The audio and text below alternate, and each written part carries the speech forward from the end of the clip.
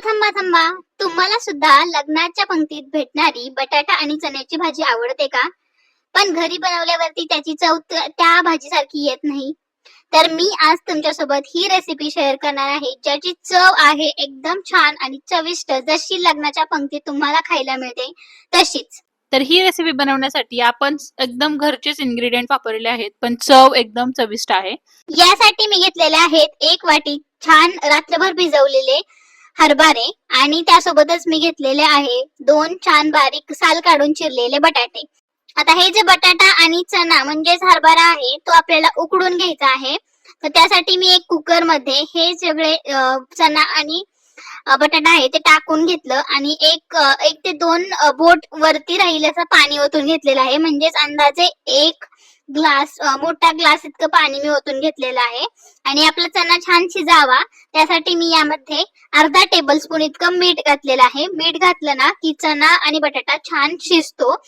आणि हा चना आणि बटाटा शिजवण्यासाठी मला 4 म्हणजे शिट्ट्या काढून घ्यायच्या आहेत आपल्याला. त्यामध्ये छान आपला चना शिजतो. तर आता पाहूयात की ग्रेव्हीसाठी काय काय साहित्य घ्यायचं आहे. ग्रेव्हीसाठी मी इथे घेतलेले आहे जिरी, मोहरी, परत माझ्याकडे जे खडे मसाले होते ते घेतलेले आहेत. अर्धी वाटी खोबरं घेतलेलं आहे.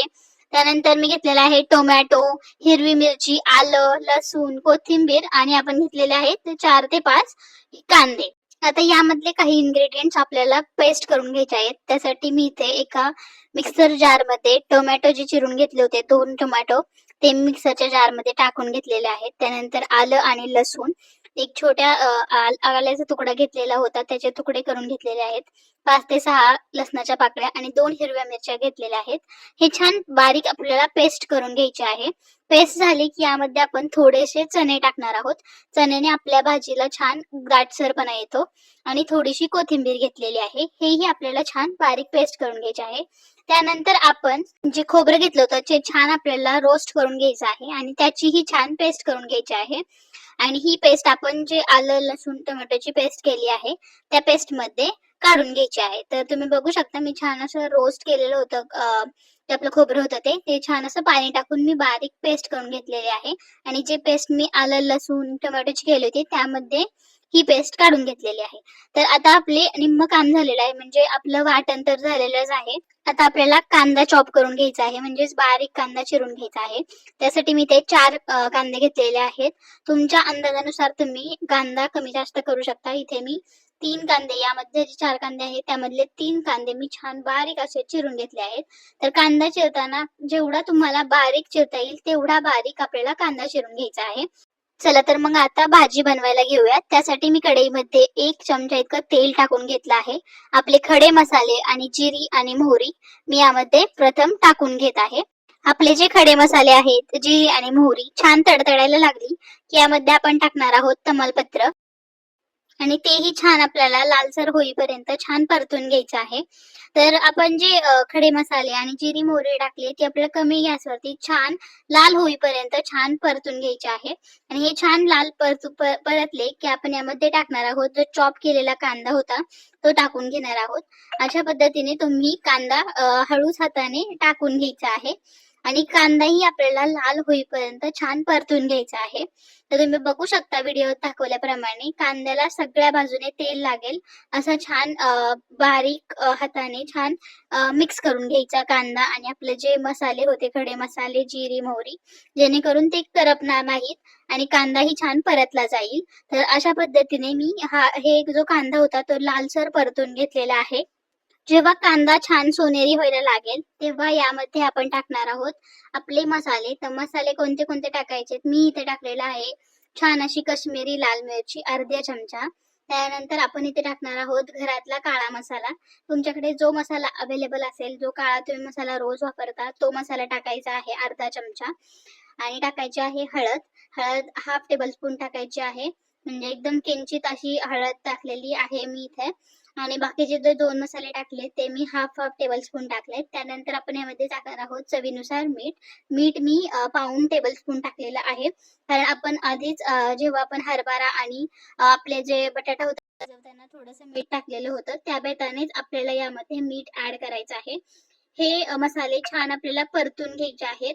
मसाले छान परतले म्हणजे वास यायला लागला की यामध्ये आपण टाकणार आहोत जो आपण वाटण केलं आहे, टोमॅटो, आलं, लसूण, परत खोबरं, ते वाटण आपल्याला यामध्ये टाकून घ्यायचं आहे आणि तेही छान आपल्याला 5 ते 10 मिनिटं कमी गॅसवरती छान परतून घ्यायचं आहे.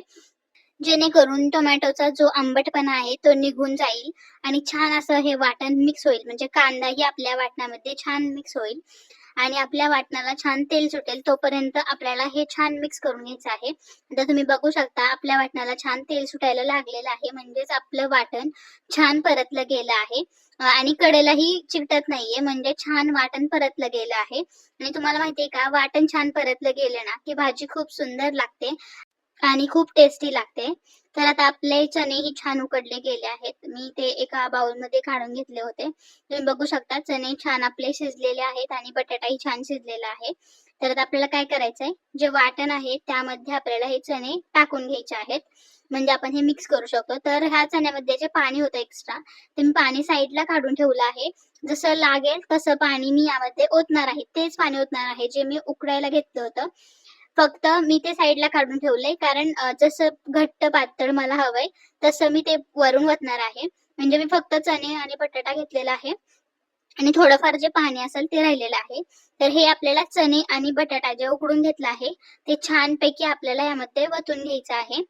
आणि आता आपण जे साईडला पाणी ठेवलं होतं चणे उकडताना होतं ते पाणी लागल तेवढं ओतून घ्यायचं आहे. तर माझ्या केसमध्ये मी पाणी थोडंच ओतलं होतं उकडताना, त्यामुळे मला सगळं पाणी लागलं. आता हे सगळे जिन्नस आपल्याला मिक्स करायचे आहेत, म्हणजे सगळ्या चणा बटाट्याला आपला मसाला लागेल आणि छान 5 ते 10 मिनिटं कमी गॅसवरती आपल्याला ही भाजी उकळून घ्यायची आहे. तर कमी गॅस करायचा आहे, झाकण ठेवायचं आहे आणि 5 मिनिटं छान उकळून घ्यायची आणि त्यानंतर पुन्हा झाकण काढून 5 मिनिटं उकळून घ्यायची. छान भाजी झाल्यावरती वरून तुम्ही कोथिंबीर टाकून गार्निशिंग करू शकता. चवीसाठी कोथिंबीर छान लागते आणि छान दिसायलाही खूप छान होते. तर आपली चणा बटाट्याची भाजी रेडी झालेली आहे. अगदी सुंदर, छान चविष्ट अशी भाजी लागते ही.